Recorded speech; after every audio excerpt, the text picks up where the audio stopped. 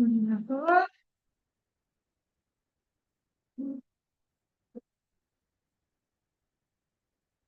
right, good morning, everyone. Please kindly confirm if you can hear me.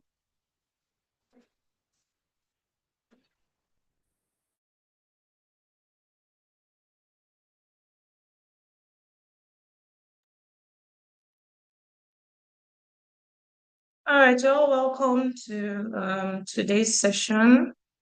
Good morning once again, everyone. I can see that more people are joining in, so we would be starting by 11:05. 11:05 prompt. So please let's just kindly wait for more people to join in.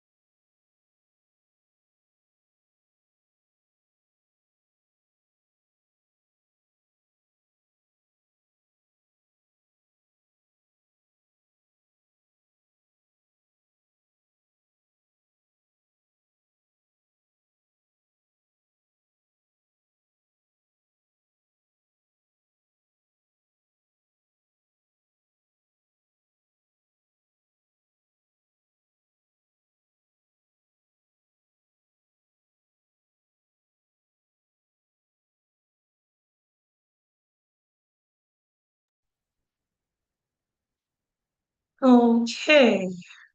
Good morning once again. Good morning, everyone. Thank you all for joining in today's session. Please, can you confirm on the chat box if you can hear me?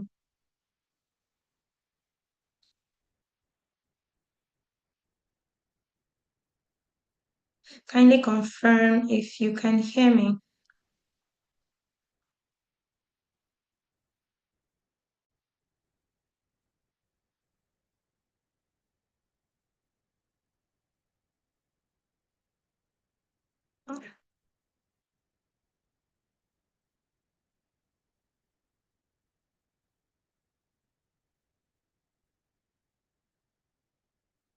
Okay, so welcome again, once again, welcome everyone to today's session. My name is Chioma Emmanuel, and we're really excited to have everyone here today. I work with the Business Support Unit at Lagos State Employment Trust Fund, and this morning we'll be having a topic: Cybersecurity 101 for MSMEs, how to prevent fraud and protect customer data. And this morning we have, one moment, please. Okay, so this morning we have with us Omolara Roland, and she will be taking us through today's session.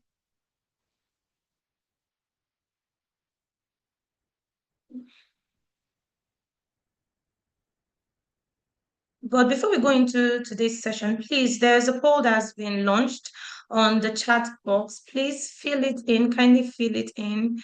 Okay, thank you. Thank you, Oluwafemi, you can hear me. Thank you. Welcome every other person joining us once again. There's a poll that has been launched. Please kindly help us fill the poll and we can continue from there. So we will be welcoming Omolara Roland. She is the founder of Wave High, and she'll be taking us through today's session. Okay, so Mrs. Omolara, you have the floor. Don't know if you can hear me. Yes, I can hear you loud and clear. All right, thank you so much for joining us today. We're really looking forward to a wonderful session with you. So you have the floor. Thank you. Thank you for having me, Miss Yoma. And good morning, everyone. Um, my name is Lara Roland, and today I'll be taking the topic Cybersecurity 101 for MSMEs. So we'll start. I'm already sharing my screen. I hope you can all see my screen. Yes, Right? we can. Right? Okay.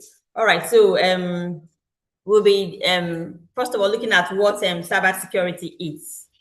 So we all hear about cybersecurity, and most of us don't know what it is actually.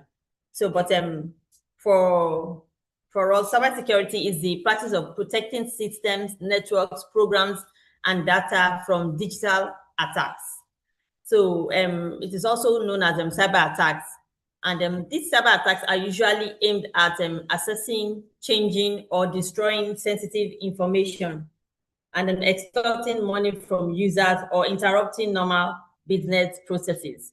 So cybersecurity is a measure that we put in place to protect our systems, our networks, our programs, social media pages, customer data from being, from cyber criminals gaining access and then, stealing our information and then, even compromising our financial information and stuff like that. So, or even stealing our money and even infecting our systems with malware and viruses and stuff like that. So that's why cybersecurity is a very important topic that we should never play with. It's very important, just like your physical security as well. We all need to be aware of safety measures to keep ourselves safe physically. And same thing applies to us being online and to our protecting ourselves online as well. So it's very important that we put in place certain measures so that we will not expose ourselves to cyber attacks and stuff like that. So what are the core pillars of cyber security? Most security strategies are built upon the CIA triad, a foundational model designed to guide policies for information security.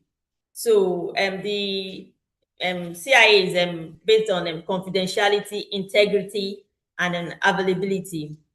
So the CIA triad, we'll first of all be looking at confidentiality, which is the first letter there.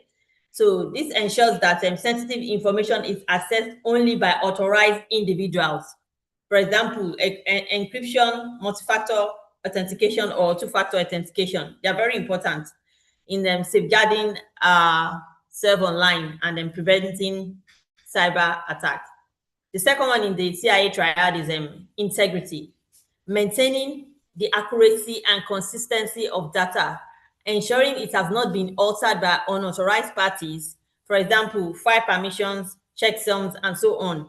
So we need to know, even in our businesses, we should have certain people that will have access to our systems. It's not all our staff that should be able to know the password and operate the systems if they are not the one in the IT department, or they're not the one handling the system. They don't need to know all those things. These are security measures that we need to put in place to avoid cyber attacks. And then the last one is CIA triad is availability. Ensuring that systems and data are accessible to authorized users when needed. For example, maintaining hardware, robust disaster recovery plans, and stuff like that. So these are the core pillars of cybersecurity, the CI triad: confidentiality, integrity, and availability. It's very important. Then we also have the common types of cyber threats, which we understand from our understanding is what we are defining against in the first step in effective security. So the common type of cyber threats that we have number one is malware. These are malicious software like viruses, worms, and ransomware designed to damage or gain unauthorized access to a computer. There are viruses, like I said before, worms and stuff. We need to protect ourselves against all this ransomware and everything, so that they will not. If it's just like when you have a virus in your body, you fall sick, your system or your body system is not functioning well again. You need to go to the hospital, get yourself checked. And same thing with a virus getting on our systems. It upsets the system. It makes the system to malfunction, not function well, and you need to get that virus out. You need to go take it to, or put measures in place that will kill the virus and restore your system. It might even sometimes need for you to format the system and restart it and everything, and run virus check. We have a virus scans and checks on our system to get these viruses and worms and ransomware out of our system. So it's very important. So we also have phishing. Phishing is a deceptive practice where attackers send fraudulent emails or messages to trick people into revealing sensitive information, passwords, credit cards, number, and stuff like that. Many of us, we have received phishing emails one time or the other before. They will be posting as if they are a member of a bank, of the bank that that you have your account, your banking financial account with. So they will pretend, and then they will send you an email and say, quickly do this to prevent us from blocking your account and stuff like that. And they'll send you a link. These are all phishing and spurious emails that we should be careful. We should not click on any of those links, because they have used it to steal people's information, your password, your PIN, and everything, and they will clear all the money in your account. They will not even leave one kobo for you, they will clear it. Your account will turn to zero. So we need to be very careful when we see such emails. We shouldn't click on anything. We should just go to the bank and report such emails. Because of course, they always tell us the bank customer and bank staff will not tell you to click on any link and send all your information through the email or phone call. Sometimes even phone calls. So we need to, these are phishing emails and spurious phone calls that we need to be very careful about. We also have the denial of services, an attack meant to shut down a machine or network, making it inaccessible to its end users. So we call it DOS. Then we also have the SQL injection. That's an attack where malicious code is inserted into a server that uses SQL, forcing the server to reveal information it normally wouldn't. So they can attack you through all these means. They'll just send the code to you through an email or something like that, and you click on it, and through that code, they have access to your system, and they can see everything, steal your information, steal everything about you, your bank information and everything like that. And you lose a lot of and even get access to your customer information and even use it to even attack your customers and stuff, or get information, money from them without your knowledge. And your customer will think you are the one doing it, not knowing that it's the cyber criminal that's at work. So we also have cyber criminals. They are the one behind all these cyber attacks I've mentioned: viruses, malware, ransom, all of them. SQL. They are the one behind it. We call them cyber criminals. These are individuals or groups who use digital devices, networks, and the internet to commit illegal acts. Their activities, collectively known as cybercrime, can target individuals, businesses, government agencies, or critical infrastructure. So they can do a lot of things. They are very tech savvy, these cyber criminals. They know a lot of things that we even don't know. They know how to beat a system. They know how to, most of them are digital gurus. They are very good at digital systems, breaking codes, breaking systems. So we need to put in this cybersecurity measures so that we will be able to make it virtually impossible for cyber criminals to gain access to our system. We also have what we call insider threats. What is an insider threat? Insider threat occurs when an individual with authorized access to an organization's systems, data, or network misuses that access. It can either be deliberately or unintentionally. Sometimes they don't plan it, and this negatively affect the confidentiality, integrity, or availability of the organization's information. So what I'm trying to say here is that sometimes our staff, our employee, they can unknowingly, unintentionally, or even intentionally give out our security details, password, PIN, and all those things to people, and to a stranger or somebody outside the organization, and the person will take this information and use it to break into your system and steal your information, steal your money, steal your private information, and stuff like that. And sometimes this is done through social engineering. This is a psychological manipulation technique used by cyber criminals to deceive individuals into divulging confidential information, granting unauthorized access to systems, or performing actions that compromise security. Unlike traditional hacking, which exploits technical vulnerabilities in software or hardware, social engineering exploits the human elements, like we mentioned before.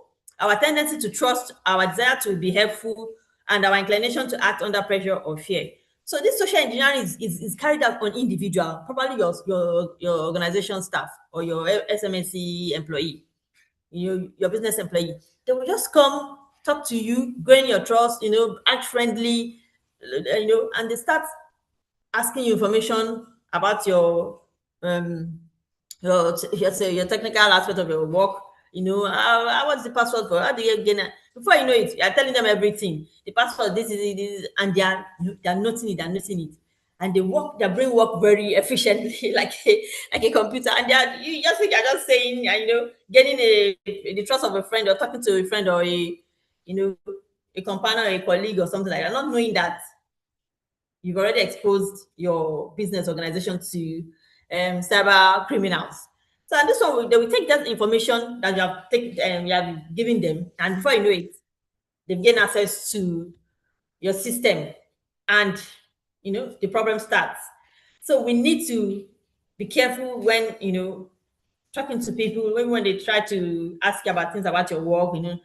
Just try to to be to use some wisdom and be wise about it. Don't divulge information that will put you in a very compromising situation, whereby they will have access. They can use it to gain some information and have access to your password, financial data, or all those personal things. So don't divulge this personal information. Don't share your PIN. They always tell us, don't share your PIN, don't share your passwords, and be extra careful so that we don't compromise our cyber security. It's very important. Just as you don't want to compromise your physical security, same thing, it's important not to compromise your cyber security. It's just as important. So we'll move on to the next one, which is malware. I mentioned it before. These are short for malicious software. It's a broad term used to describe any program or code that is created with intent to harm, exploit, or gain unauthorized access to a computer system, network, or devices. At its core, malware is designed to disrupt operations, steal sensitive information like password, financial data, or personal files, or gain control of a system without the user's knowledge or consent. So once they use that malware, they will just break into your system without your knowledge, and they're taking information from you. You wouldn't even know they're controlling your system, outwardly, and you'll be like, "Ah, what's happening?" You just that something's not right, something not.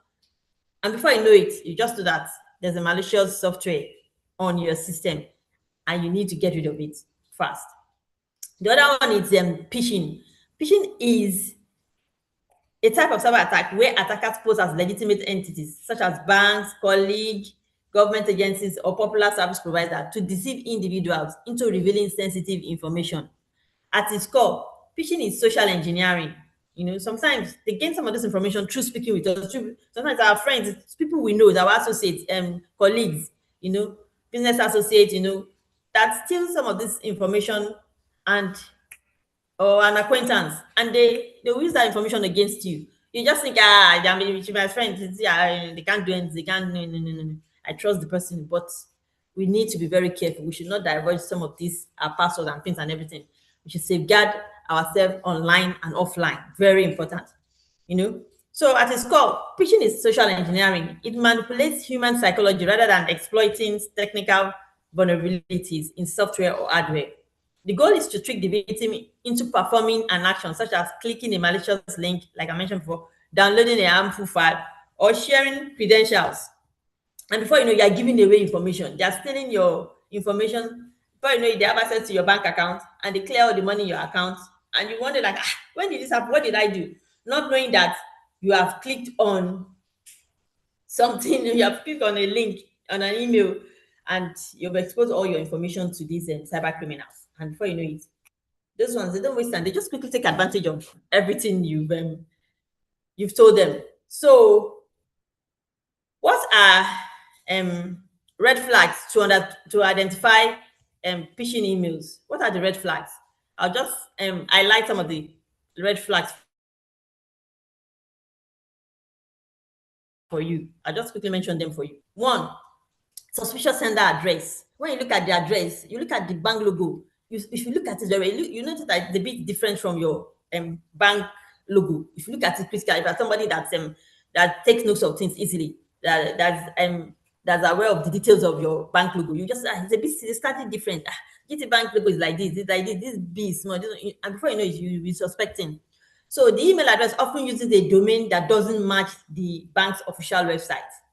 In the example above, security alert bank update.com is not a legitimate bank domain.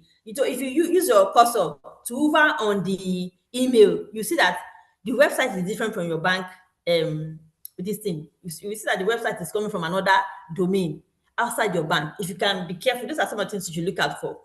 We also have generic salutation. Most banks, if they are sending an email to your customer, they might use your personal name or your first name, But those scammers, they often blast this email to thousands of people. So they use generic emails like "dear valued customer," "dear account holder," instead of your actual name. So when the email is coming from your bank, they actually use your name.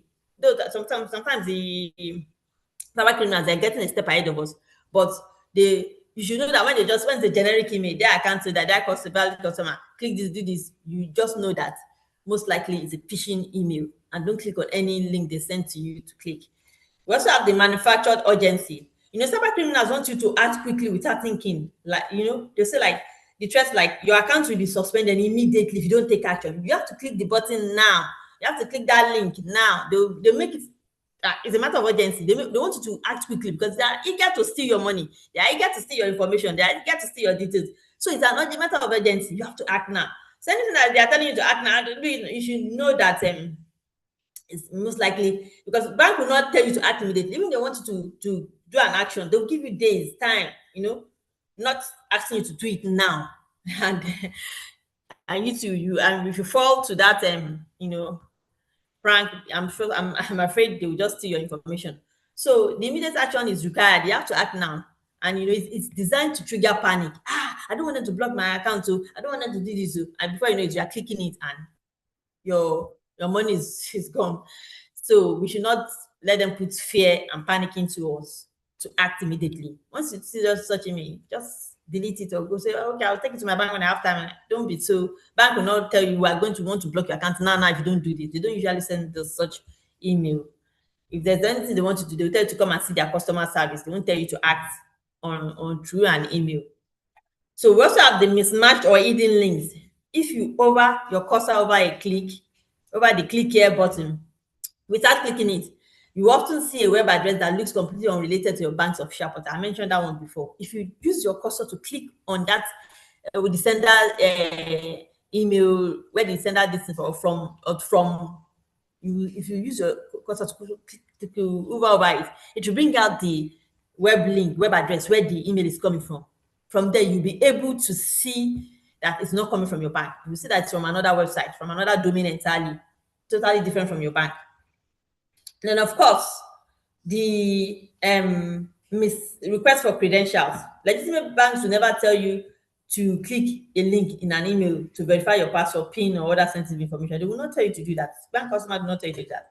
If anything, you want to change your password or PIN or anything like that, you have to go to the bank, go and go to the customer service and go and do it. You do it face to face. They see you, you put your PIN, you put your biometrics before they can do it for you. You can't do that over the email. So once they tell you, when you see such phishing emails, you know that this one is coming from a cyber criminal that wants to steal your money. Then we have the use of poor grammar or formatting. Some of them they use very poor phrase of grammar or sentences. The sentences are very poor, inconsistency. There's grammatical error in the email. You know that a standard bank, an official bank cannot send such poor written email, bad grammatical errors and spelling there. You will know. So though the cyber criminals are becoming, a step ahead of us as well, they now use AI.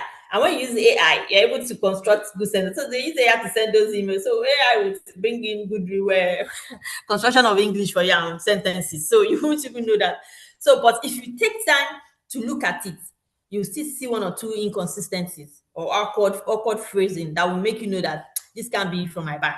This is from a cyber criminal, like minor spelling errors where they're supposed to be A, there may be B there.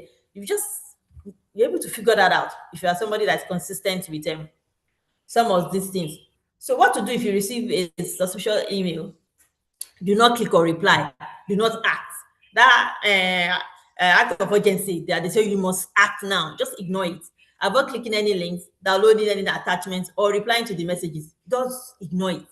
Don't reply. Even if possible, delete it. But if you want to take it to your bank for them to see and take action, you can do that as well. But don't respond to such email. Just ignore it. Then we have them verify independently. If you are concerned about your account, go directly to your bank, like I mentioned before, or website, or you type the address in the browser and then you know that it's not from your bank, or you use their official mobile. You can do things that will make you know that no, this is from a cyber criminal. And then you take the appropriate steps. Then the other one is to report it. Of course, you can take it to your bank, report it as well, so that they will know that these emails are coming, and then, of course, they will tell you what step to take in order not to fall victim to some of these cyber criminals that want to steal your money. Then we have excuse me, enabling the multi-factor authentication. It's always good to apply a multi-factor authentication, which is very important. What is a multi-factor authentication or two-factor authentication? You have to turn it on for your banking account so that wherever you are, if they want to tamper with your account or your this thing, they will, without multi-factor authentication, it will prompt you, say, okay, they will contact your phone number, they'll send a link. Are you the one trying to do this? If you say it's you, if you say click yes, then it will allow you. If you click no, then the other one is an additional extra layer of security that prevents attackers from accessing our account, even if they manage to steal your password. You have now they are using biometrics and face authentication. You can use your finger once you just use your finger to sign in on your banking account. We don't have all of us have different fingerprints, so nobody has the same exactly the same exactly fingerprint. Your fingerprint is unique to use your DNA. So the other person, anybody trying to see your account, if there's a multi-factor authentication factor in place, they cannot break your account. They cannot, because once they try to use a password, even if they gain password, if you put in that facial recognition one or the biometrics one, they cannot steal your account. So we just need to be extra careful so that we can prevent cyber attacks. So the next one we're moving on is I don't know if we have any questions, because I don't want to seem as if I'm talking to myself. If we have any questions, then we can raise our hands and ask your questions.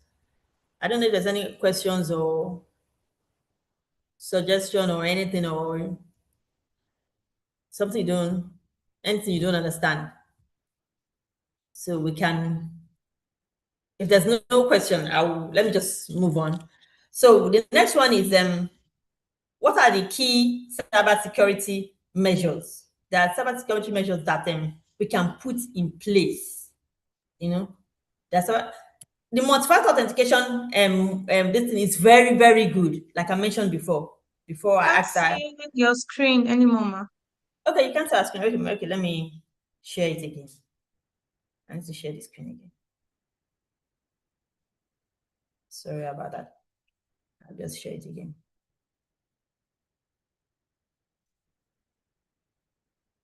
So I'm sharing again. I hope you can see it now. Yes, we can. All right. So with the multi-factor authentication, it's very good. Like I mentioned before, it works well. It's very difficult for them to break into your system or your bank account or your. It's very difficult because the multi-factor authentication generally works through a lot of steps.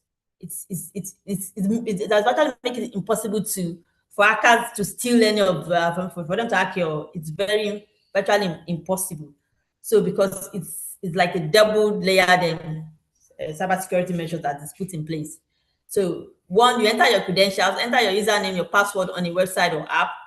Then there will be a verification request. The system recognizes your password and then prompts you for a second form of verification, which is you to provide a piece of evidence. It could be a code sent to your phone. You can just put a code that they will send to you that later, because only you will know that code, and you shouldn't share that code with anyone. Even don't share it with your partner, with your spouse. It should be unique to you. So don't say, I trust this person, I trust this person, my best friend, my child friend, and you can share it. They will steal your bank details and clear your money. So so that code should be unique to you. Don't share it with anybody. You should keep it secret. It's your secret code. Then, of course, there's another way, push notification, which you must approve on a trusted device.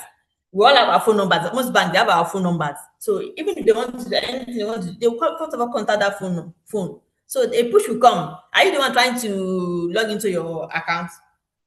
If you say yes, they will just clear. So you should just say no, or don't act, don't take action. So because the push notification can only work when you click yes, when the push notification comes in, that is it the one, are you the one trying to do this, yes or no? So once you don't click yes, they cannot gain access. And the most secure one, which I mentioned before, is like a finger trip, your biometric scan. Now people are using it for all their banking system, even on our banking app. They used to prompt us, do you want to use a finger trip or facial recognition for your banking app? Once that is there, nobody can, even if they have access to your phone, they cannot, the fingerprint prints are different. Nobody has the exact fingerprint, even your children, they don't have, it's different. So they cannot penetrate the system, your bank account with a fingerprint or facial recognition. Our faces are different. And we all have different facial structure, and so there's no way anybody can break that. So these are all multi-factor authentication steps we can put in place so that our details, our banking system, our bank account will not be, and our online security will be protected. So we also have a physical security key plugged into your device. Like so this one is also very important. There's a key that is, privy to only you. Nobody knows about it. You shouldn't share it. You shouldn't share the key to your personal. Even some people that have safe at home, there's a key and they shouldn't share it with people. So because they can use it to break that safe or break into your, same thing with your cyber system, your systems and your banking information. Those keys they can use it to break it. Once you share it with people, they'll just steal your money, steal your valuables. And so we have the access granted. Once the system verifies all these steps, then you are granted access to your account. So it's a double layered security. This is multi-factor authentication, or sometimes it's called 2F, two-factor authentication. So with that, they cannot, with all this, you put all these things in place, nobody can steal your information. So it's good to be, to be double secured. We can never overprotect ourselves. So we need to put all this in place. So so we move on to the other one, which is the cyber security measures, key cyber security measures you need to know. Very, very important. So I hope you're still seeing my screen.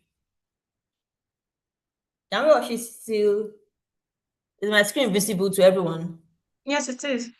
Okay, so there are other cyber security measures you can put in place.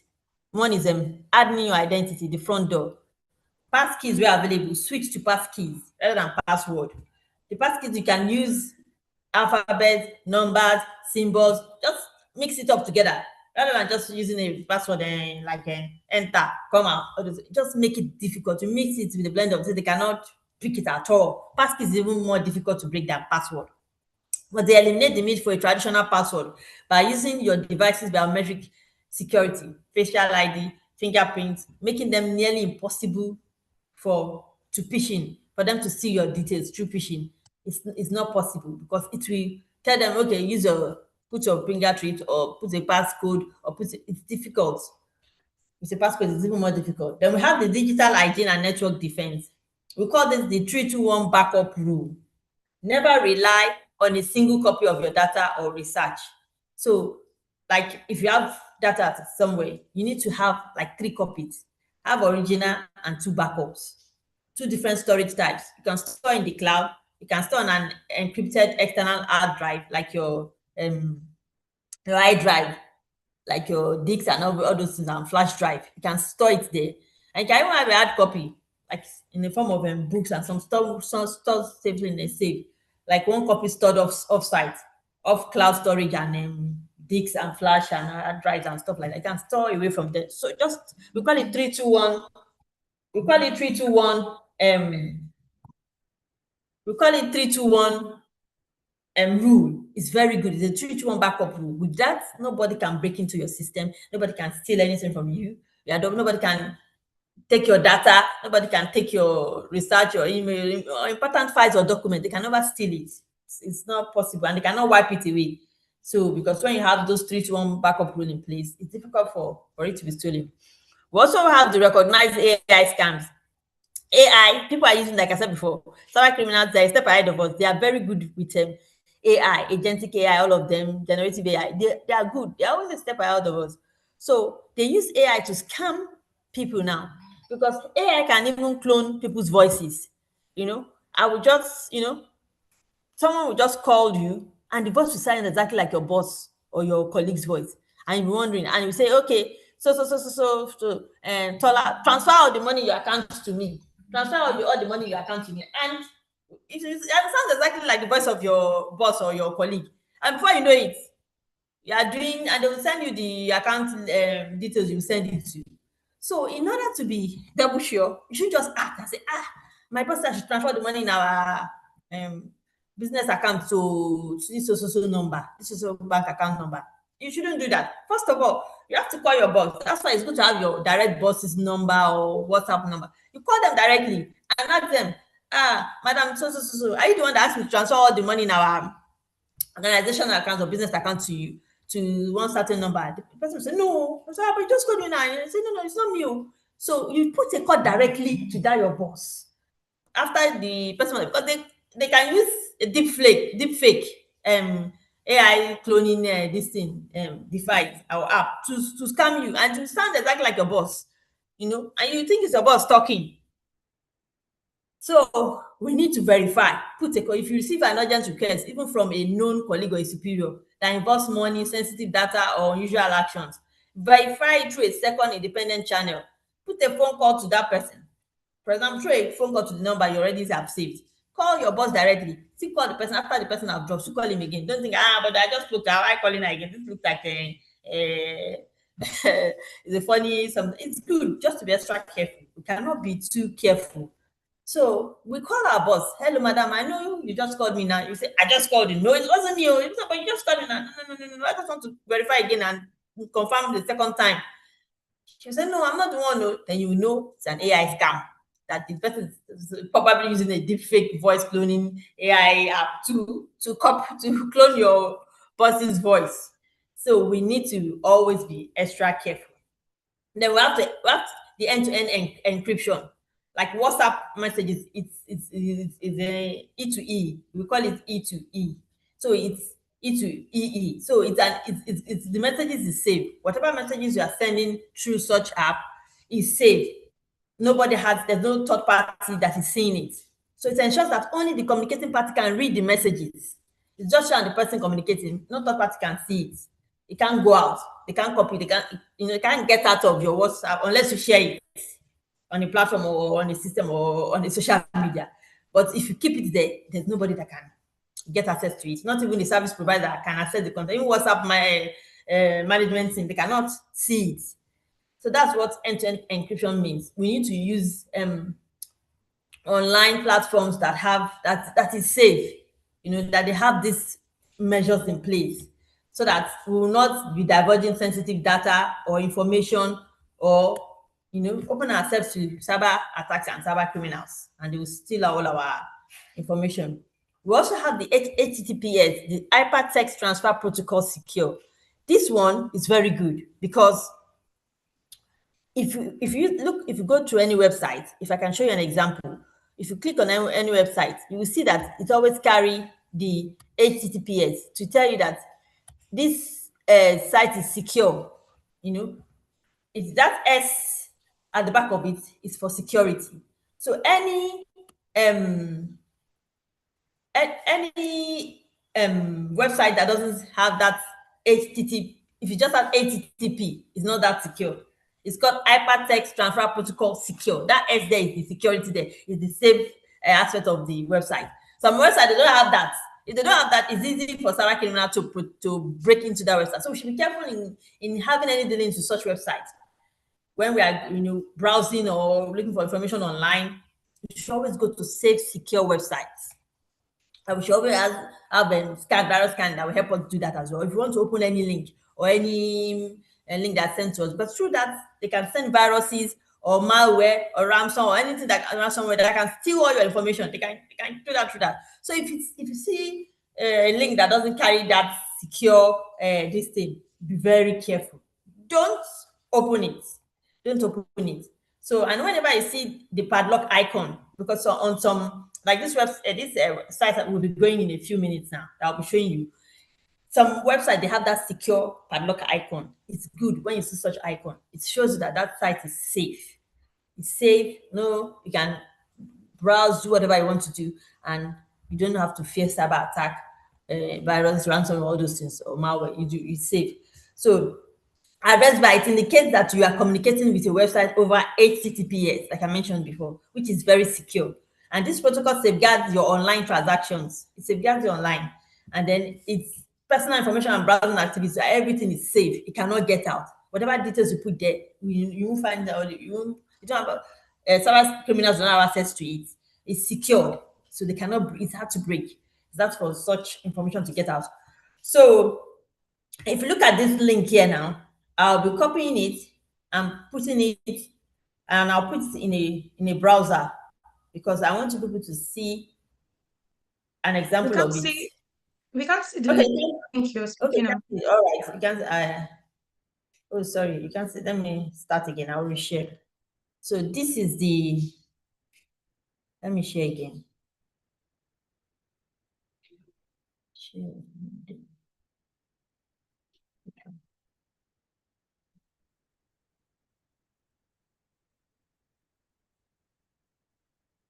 Share entire screen.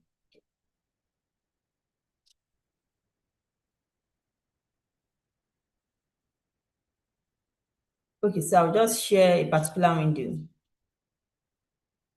Okay, so this is the window I'm sharing now. So this is the link. I've copied the link. I'll just paste the link here. So that's the link. So when you click on it, it takes us to a website. You can see the website. See the padlock icon. You can see this padlock icon there. I'm showing you. The cursor is on it. Can you all see it? Yes, we can. Yeah, so this shows that this website is very secured. It's secured. And if you click on this, it's for you to be able to plan your digital security. It cuts down a lot of it helps you have a safe and a digital security plan. This particular website, keep your data secure with a personalized plan.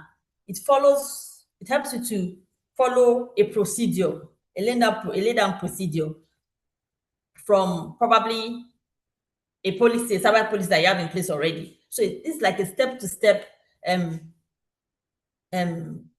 guide for you to secure yourself and data online. Keep your data secure with a personalized plan.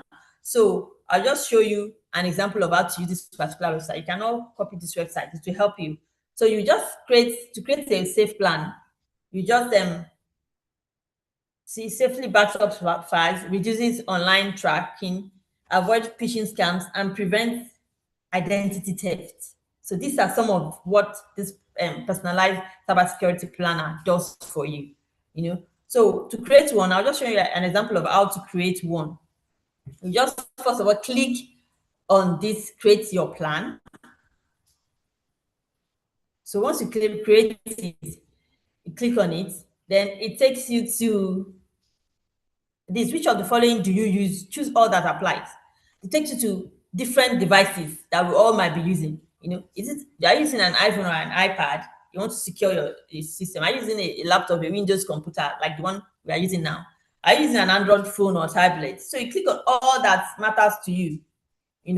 So I'm just going to click on this one. I use this. I use this as well. I use Windows computer as well. Just click on all the ones that some of us will have smart TV.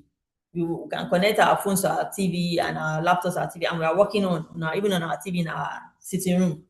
There are smart TVs like that we can work with. So we will now, after clicking on those items, those devices that we use most, we will now go to next.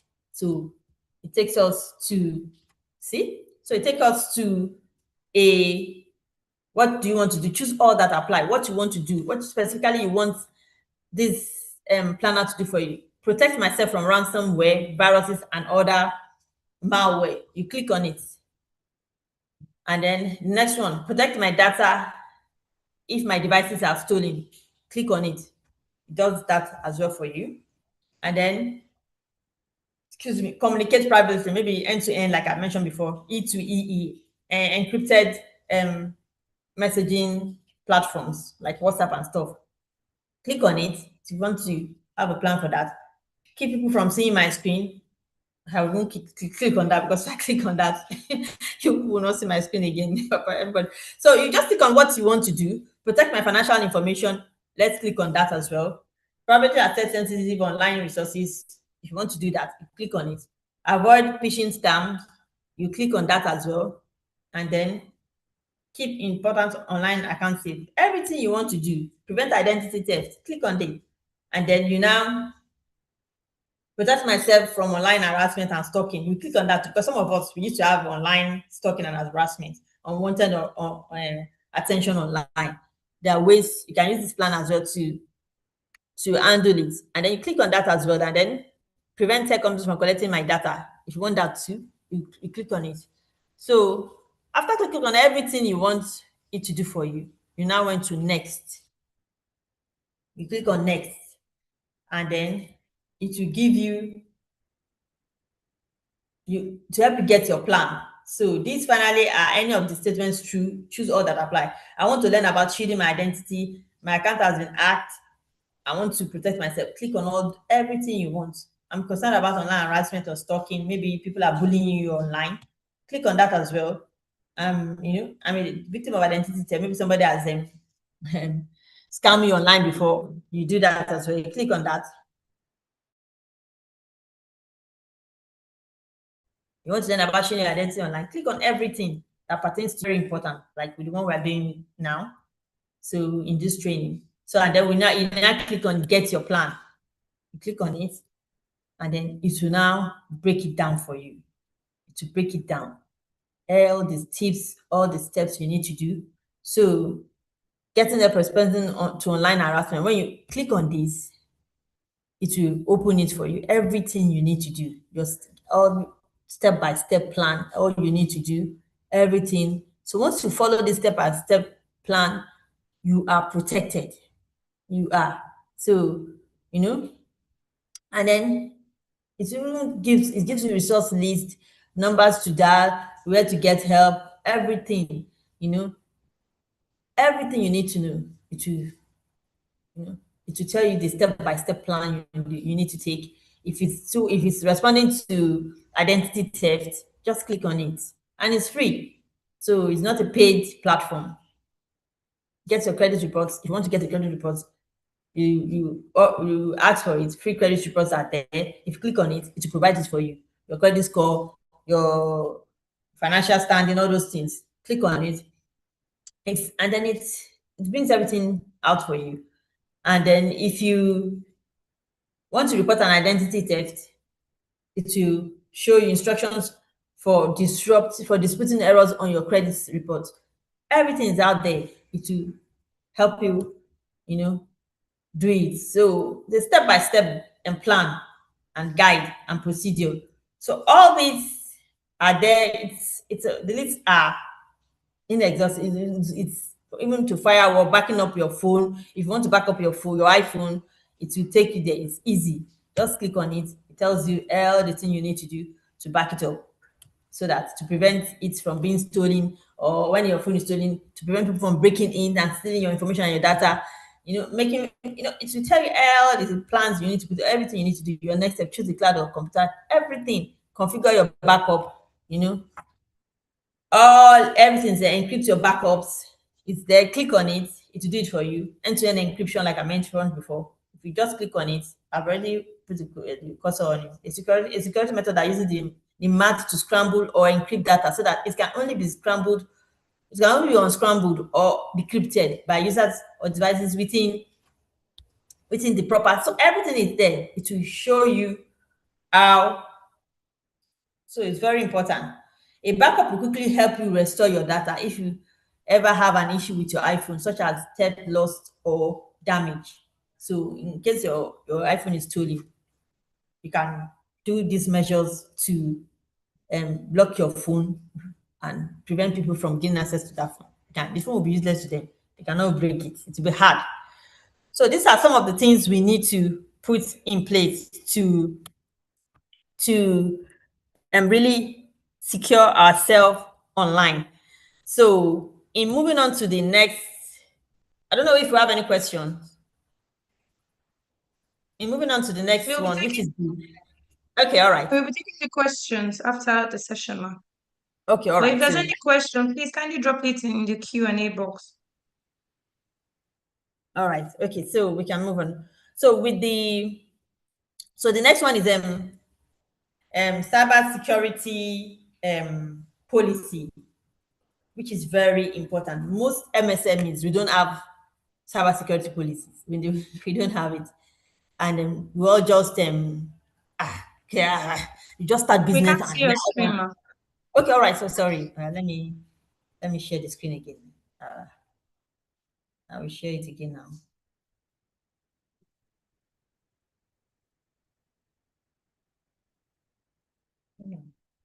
I'm coming. I'll share the screen again. I'm just trying to figure out. Okay, we've done this one before. Okay, so I'm going to share my screen again.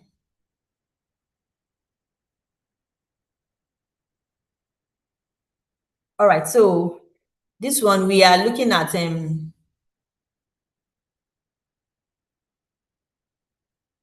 so yeah, cybersecurity. So my organization is a Women Against Violence and Experience Handling Initiative, whereby, like you mentioned before.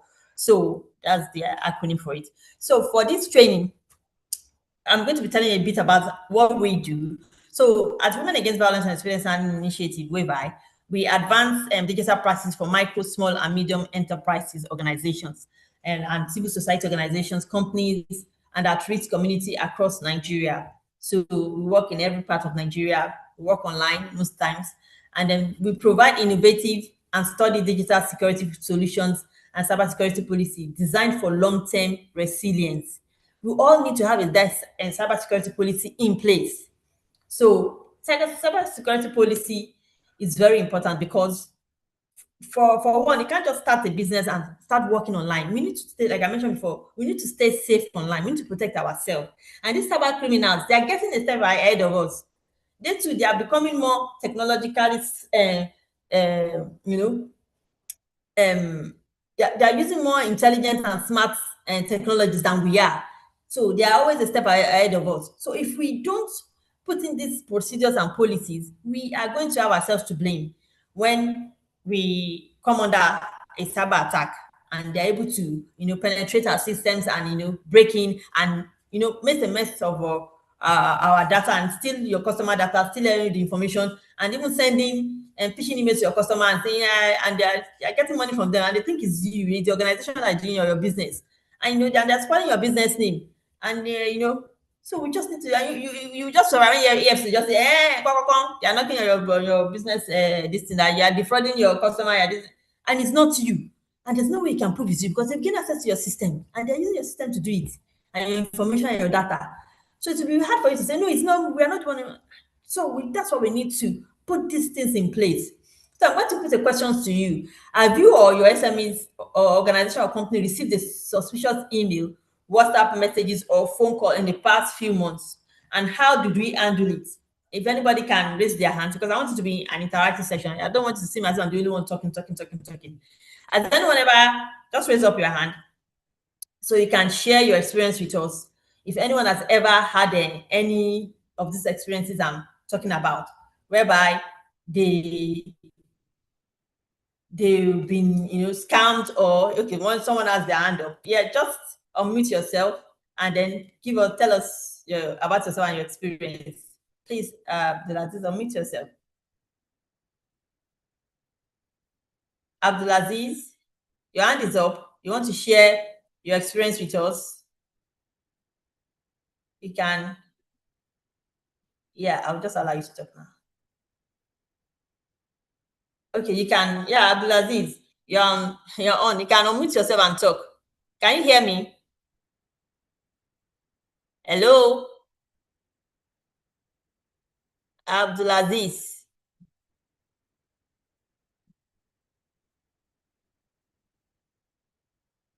Please unmute yourself.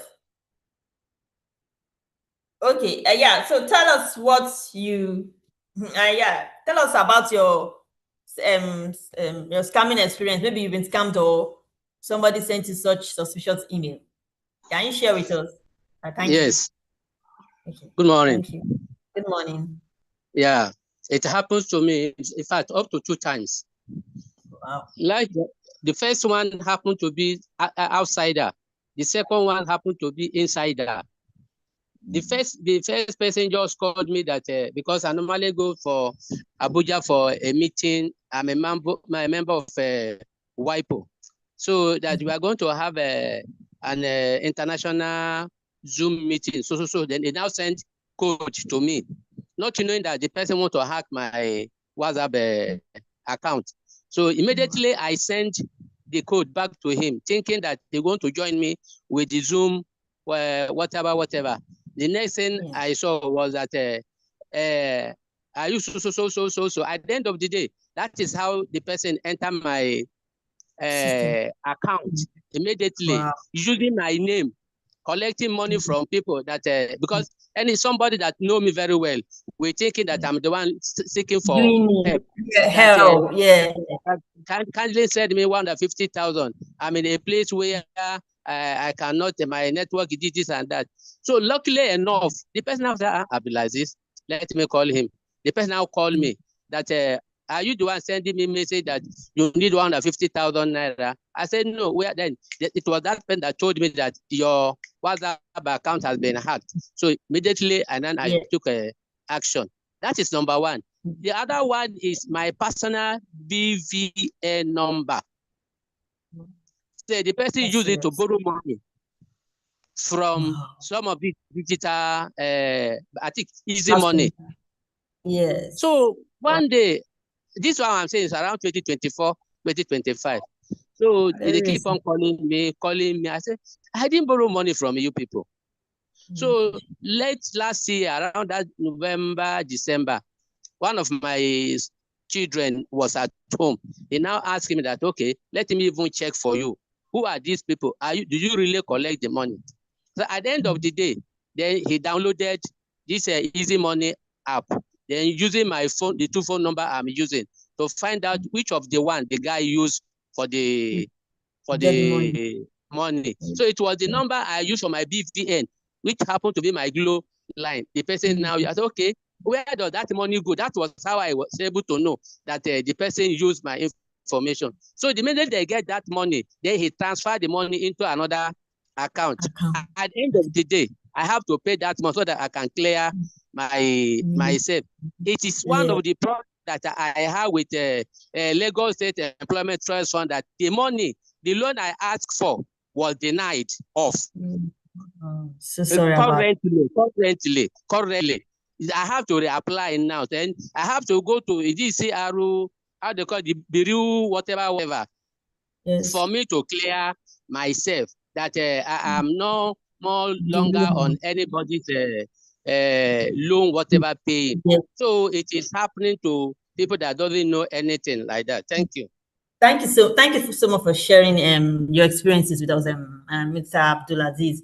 So you see some of the things we are talking about. So you see they've even used it to defraud him, to even use his name to borrow money and his details. The person must have broke into his system through probably is sharing information on or clicking a code like you mentioned before, or clicking a link on his phone or laptop or something like that before they were able to get all those information.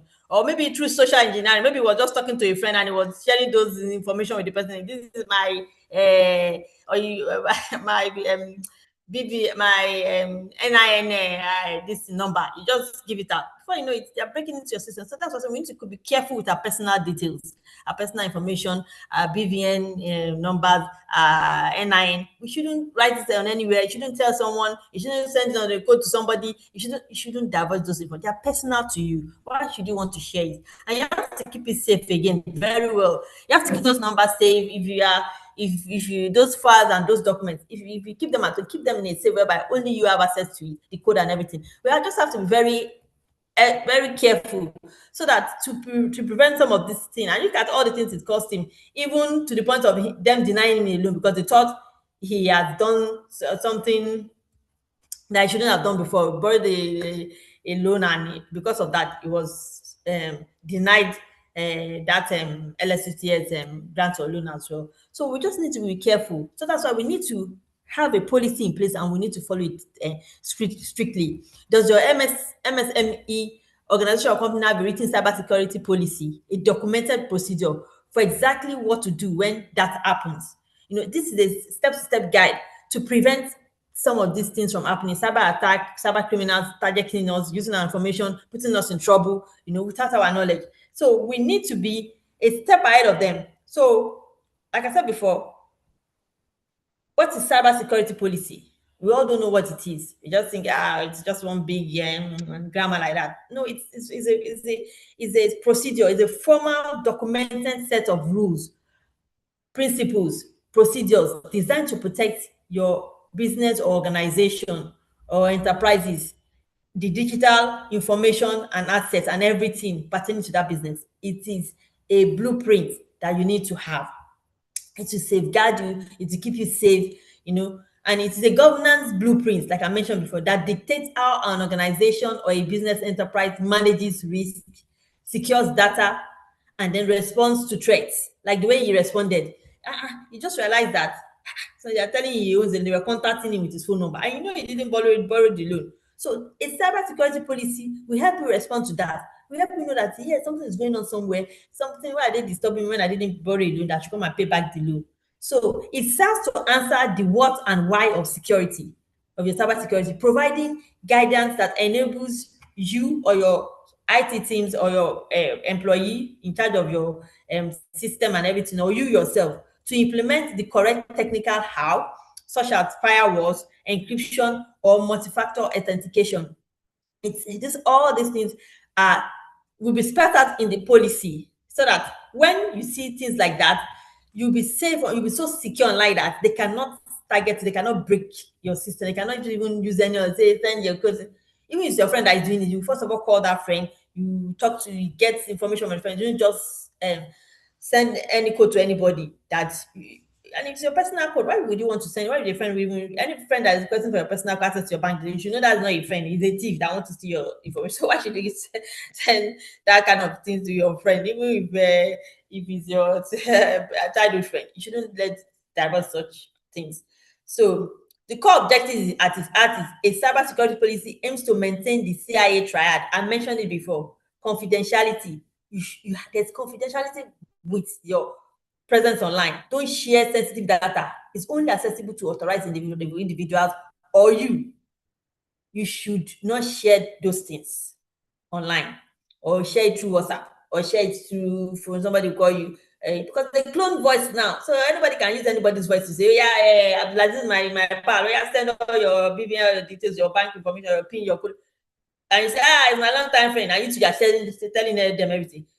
It's dangerous. Don't share it through phone call, don't share it through email, don't share it through WhatsApp, don't share those things. Anybody that's asking for those things, know that person is not a friend. If it's a friend, cut him off.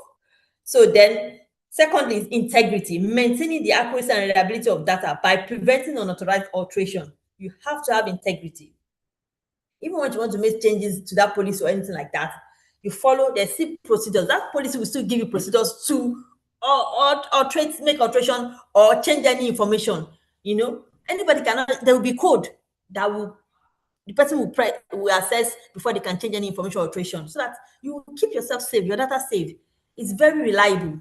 Then we have availability, ensuring that the systems and data are accessible to users when needed. So if you have customers, they know a platform, a social media platform where they can reach you, and just you need to your customers. You know me. There's what we call in business action, know your customer. You know your customer, your details, where you can get so you can reach you and buy your products or services, where they can request for it, how to get it. So they know the website to go to. And you shouldn't divulge those to people that shouldn't be privy to it. Those information, you shouldn't divulge this information to them. You shouldn't let them know. So you should keep it safe. So we have the essential components. A well-structured policy typically includes the following elements: purpose and scope. Clearly states why the policy exists and defines who employees, contractors, third-party vendors are, and what specific systems, network, or devices it covers. So a certain procedures covers our internal system. A certain procedures or policy or documents or information covers is for customers. This is what we want customers to know about our products and services. So those are the guide, so that customers will not have access to information they're not supposed to have access, internal information you don't want them to know. And you don't want to divert your customers' information to people that you don't know anything about them, like the house address where they stay and everything like that, because you're compromising their safety too and their security. So all these things the policy will provide for you. It will also provide the roles and responsibility, defines who is responsible for enforcing security measures, reporting incidents, and maintaining systems. They provide all these things. So a policy provides all these things, defines who is responsible for enforcing security measures. So if anything go wrong, you know who to pinpoint, you know who to ask for the question and everything, how they went about handling the system. Reporting incidents. There will be procedure for reporting incidents. I mistakenly went to this website that I'm not supposed to go to. How do you report some incidents? There's a reporting form you fill, or a website that you go to report it, or even that security plan I told you about. It can help you do that as well, how to report incidents. And maintaining systems, very, very important. And it also provides an acceptable use guidelines. It outlines how employees or staff should interact with organization resources, e.g. proper use of corporate email, internet access, and hardware. You let your employee know that you cannot use your business email and memo and letter paper for personal or online presence. For personal you cannot use it. You have to have those guidelines in place. Excuse me, so that your customers and your staff and your employees will know what to do with your property, your email, your data, that are personal, that are official to the official things to that business. They cannot use it for personal purposes. So they should know that all these things a policy provides. And we have the essential components continues. We have access and data control. It establishes rules for granting, modifying, and revoking access based on the principle of least privilege, giving users only the access they absolutely need. Okay, like you have an IT department. There's an IT employee. There's one person responsible for social media. There's one responsible for your software. There's one responsible for your hardware. There's one responsible for your website. So that they all know their function in that policy. So nobody will go. So that if anything goes wrong for the social media aspect, you know who to take. If it's a cyber attack comes through the software, you know who to go and meet. If somebody steals your information through your hardware, you know who to go to. So all these things, if it's through your website, you know who to go to. So all these privileges and data access and control are laid down in their cybersecurity policy. Very important. We also have incident response procedure, provides a structured plan for detecting, reporting, and mitigating security breaches. So if there's a security breach, your email has been hacked, your WhatsApp has been hacked, your website has been hacked, how do you go about mitigating those security breaches?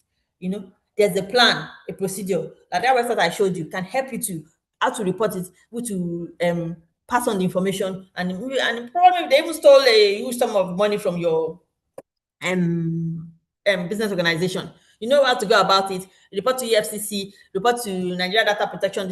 You know where to, if you true that your data they got it.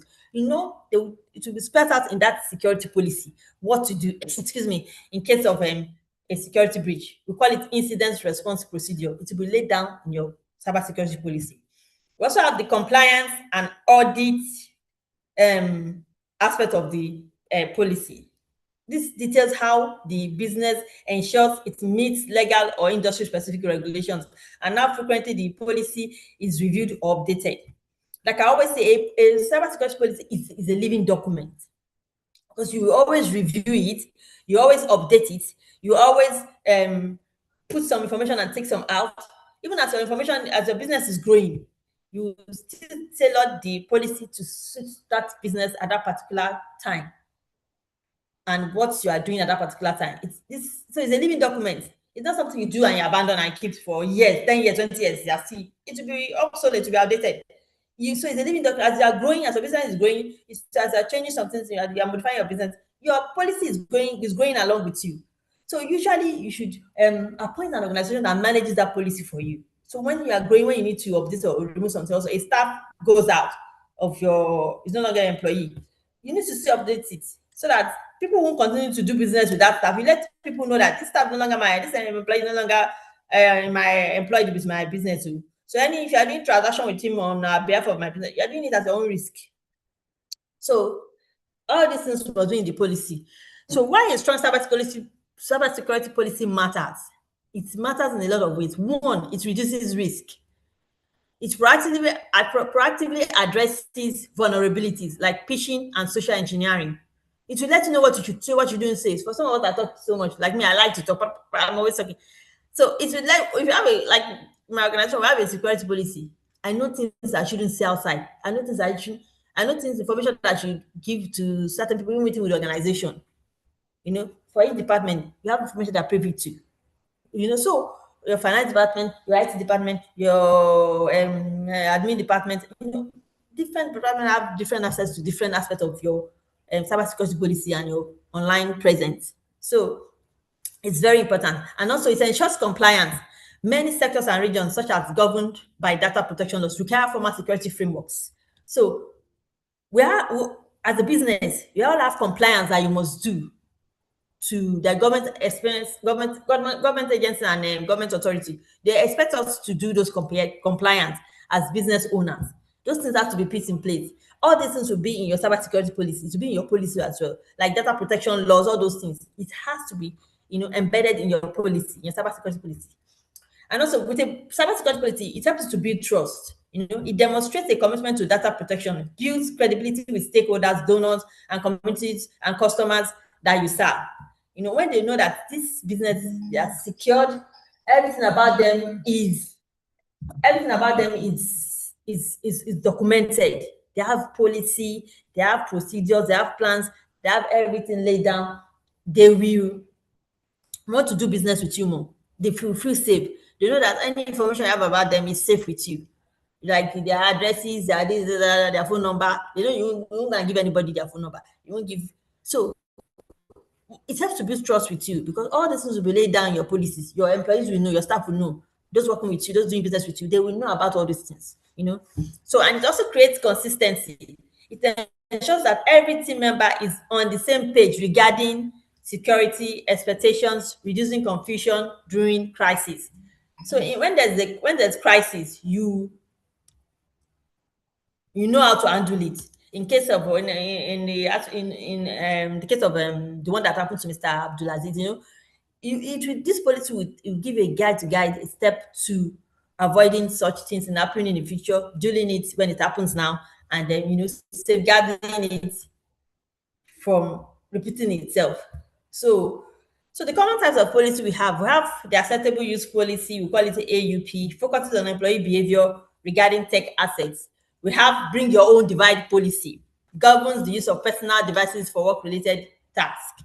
So, there are some organizations that tell you your business, don't use your personal laptop for device. And if you are using it, these are what steps you need to take, And there are some businesses you cannot take personal laptop to your house or to anywhere. It has to be in the business premises, in the official business office. You cannot take it out. These are all some of the things that you need to put in your policy, and it must be adhered to. It must be followed strictly. We also have the email communication policy. It sets rules for using organizational communication channels to prevent phishing and malware. Your email, your official email should be used for official things. Your employee should not be using your official email to be sending love emails to their partner or their girlfriend, their boyfriend. You know that it is strictly prohibited. These are all the things that will be spelled out in the policy, because if you use official email to send personal email, it can cause problem. Phishing can come through that, and they have access to your official and start sending spurious emails to you, and even send virus to your this thing, a link for you to go and So we need to be very strict when we are using business devices and equipment. We need to be very strict with it. All these things will be and guide. All these things will be spelled out, a step-to-step guide to safeguarding and preventing some of these things. And then we have remote access. We call it remote access and VPN policy in a virtual private network. You have to put that in place. You have to activate it on your business system, your laptop, your phone. Put it in place so that this defines secure methods for accessing internal networks from offsite. So that if somebody wants to come in and access information about your business from outside your business official online platform, they know how to go about it. There's the one that your security this will not access them to break into. The ones you want them to have, the information you want them to have access to, that's one you have access to. Your VPN will protect, we do this. Your VPN remote access policy, we do this. Then we also have the password access control policy. It outlines requirements for password complexity, rotation, and multi-factor authentication. We've already mentioned that. So all this will keep you, a robust cybersecurity policy will keep you safe online. Your mind is at peace.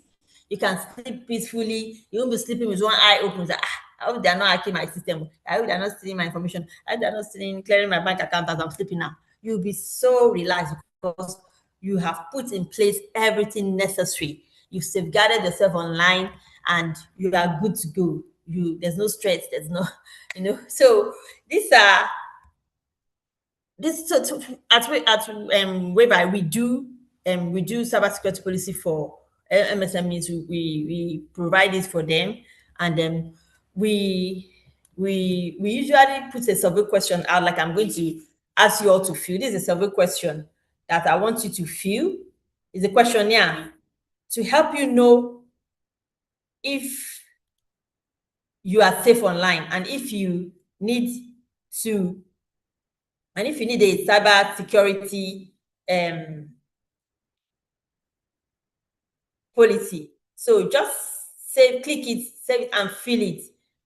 It will help it's a survey, a questionnaire that help you to. Can you see it online? I've already clicked on the link. Copy the link in the browser or click on it if it's possible. Just copy it. I will also put it on the question so that you can fill it. It's a questionnaire that will help you see the state of your cyber situation.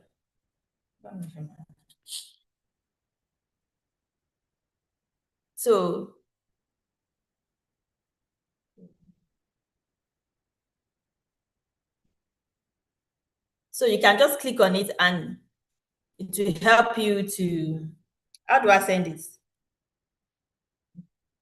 So it's gone.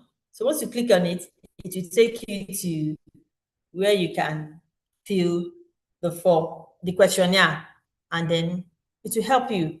So if you need a good cybersecurity policy to protect you online. So on that note, we have come, and so here's our official. I hope you're seeing my screen.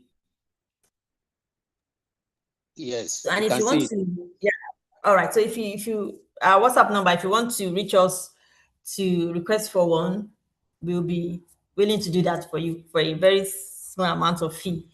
And to keep it safe forever, to prevent a lot of that in future and even now. So, and then of course, to keep a step ahead of cyber criminals and cyber attacks. So you'll be secure, you'll be safe, you can still sleep peacefully, and without any fear of being hacked and stuff like that. So our email is also there. If you want to reach us through the email, it's wayby.ng@gmail.com. You can also reach us. So on that note, I think we've come to the end of today's training. If you have any questions, you can ask your question. Just raise up your hand so that we can ask questions. Or if you have any contributions, please raise your hands and ask the questions.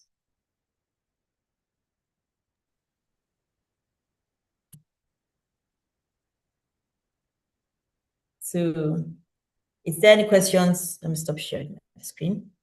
If you have any questions, okay, someone has just asked a question. Said, I would like to identify phishing links. I would like to ask how to identify phishing links and if there are any ways to verify authentication of links before clicking. Okay, this is I think Francis asked these questions. So yeah, so to identify phishing links, it's like sometimes maybe you didn't play lottery and somebody said you have won certain amount of money or you won a gift or you click and they send you click on this link to get your prize or your money or your this thing. You didn't click on it because of course you didn't play any lottery, you didn't play any game, you didn't do anything like that. So in that situation, you don't click on the link. It's just using our thought sense, our intuition. They're telling you to open a link, you want a gift, you want a this thing, prize money, and you didn't apply for anything, any competition, you didn't apply for any lottery, any promo, you didn't do any of those things, and they're telling you to you won.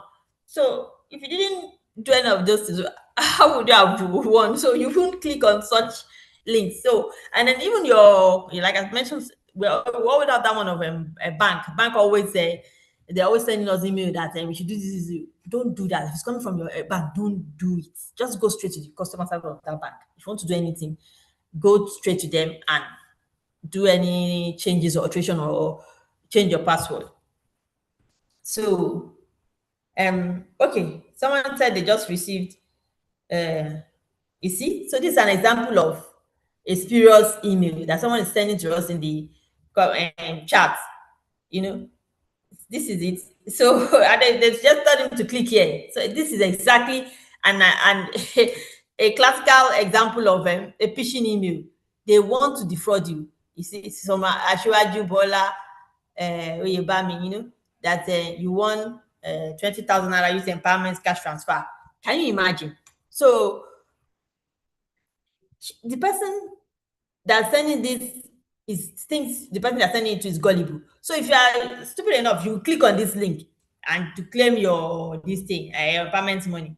It's fraud.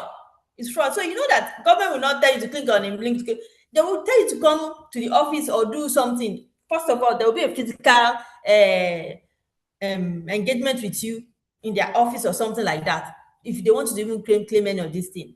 So it's not so you shouldn't click on such link. This is an example of it. So don't click on any link online. If anything, go to the empowerment office, that's closest to you where you are. If you're in Lagos, you go there. If you're in Abuja, you go there and go to the office. These people say I want this thing. Is it true? They say no, it's not from us. So, and then you also from the site that is coming from. If your course around is, you see that it's a different site from the general one that is linked to that organization. That's how you know all those things. So this one, clearly looking at it, it's fake. If you see the link and you will receive 10,000 in this Nigeria as it is today. So they'll be telling you to visit the link to claim 20,000 just like that. So if it's too good to be true, it is a scam. Just know it straight away. So, and you shouldn't click on such links. Don't be happy and say, hey, get us also my payout. Boom, and you're clicking, you're just, diverging exposing yourself to cyber criminals. They will use you to play ball. So we just need to be very careful. We need to be careful. We can't be too careful, like I always say. So just if it's suspicious, treat it like it is and don't touch that email. Just delete it. Or if you are curious about it, you can take it to their office, physical office, and say, "Are you the one that sent this email to me?" And they will attend to you and say, "No, it's not from us. Don't click on it. Don't attend to it." So we just need to be extra careful. We should always do our due diligence. Do your due diligence. Go there, ask, confirm, find out, ask people, and you'll be able to know that it's a fraud, that they are trying to defraud you. They want to scam you and steal your money or your information or your details, your data and everything, and make use of it. So we need to be very careful. I don't know if we have another questions to ask. There's another question.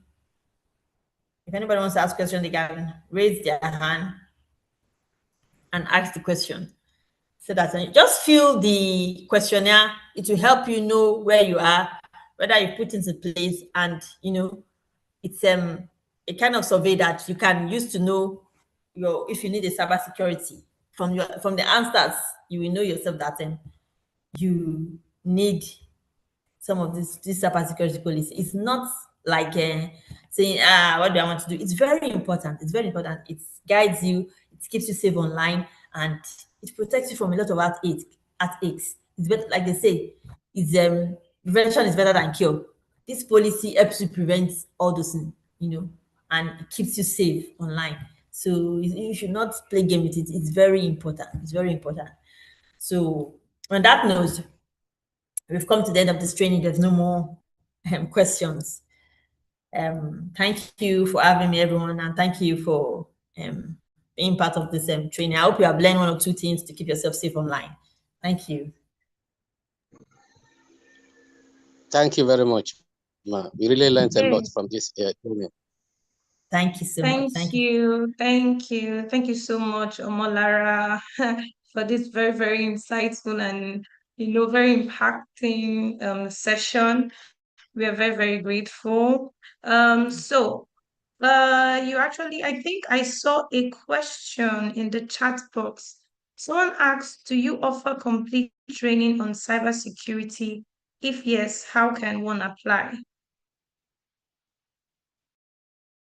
Please unmute yourself and respond. Yeah, we do. We offer detailed training on cybersecurity. You can then send an email to us, and then we send you details, or you can reach us through the website, the WhatsApp number I sent to you. I shared with you earlier in the course of the training. So so you can reach us through or through our website.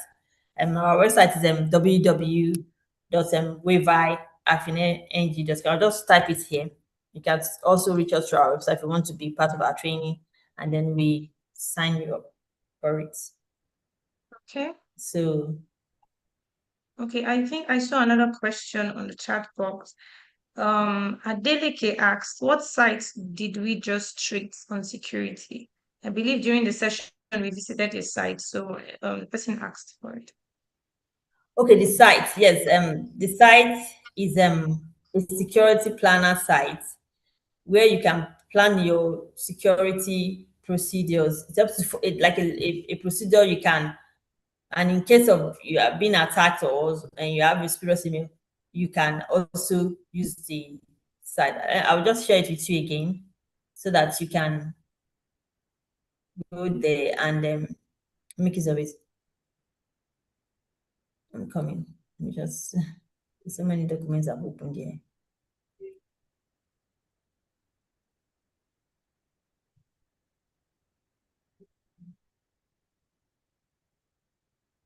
I just want to copy it out. I shared it earlier. Okay, let me go to let me go back. Okay, so this is the site. I'll just copy it and copy, and I'll paste so that you can see it.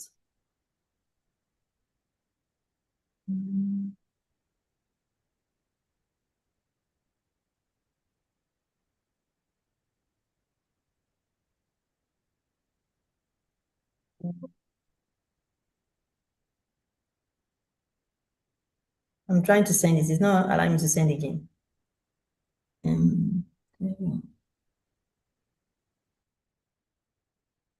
I just sent some things. That is not allowing me. Okay, okay. Let me just share my screen again so you can see the site. I'll just share the screen again so you can see it. So this is the site again. So I'm sharing my screen. So this is the site. I've highlighted it for you. securityplanner.consumerreports.org stroke action plan for your cybersecurity plan and how to go about it.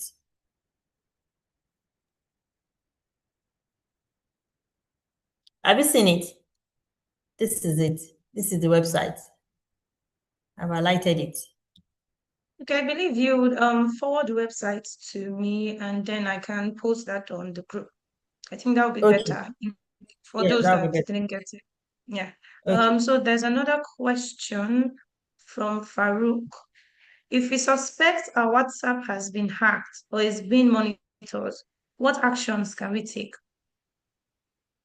Yes, if we suspect, I think there's a report button on on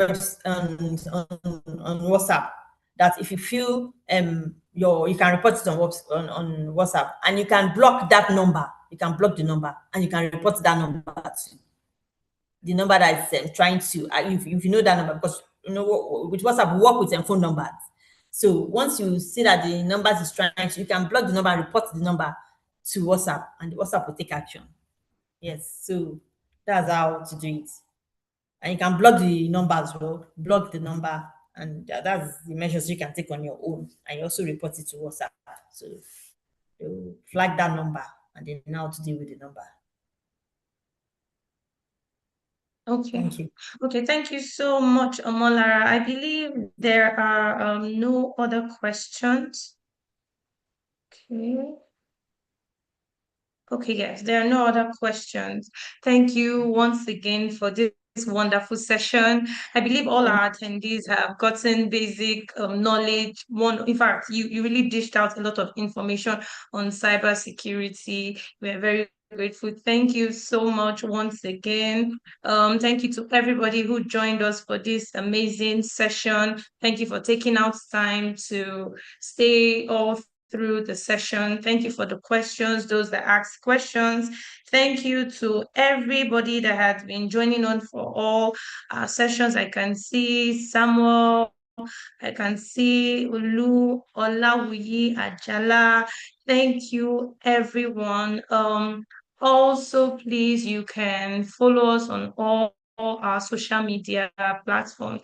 I also observed that towards the end of the session, some people joined in. This session is actually recorded, and you can actually watch, rewatch, and learn all you need to learn.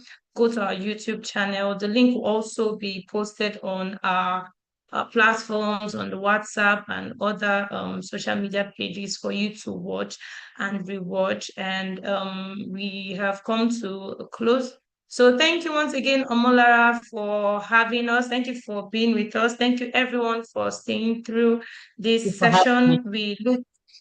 We look forward to having you all for our future sessions. Yes, and we've come to a close for today. So do have a lovely day, everyone. Thank you once again. All right.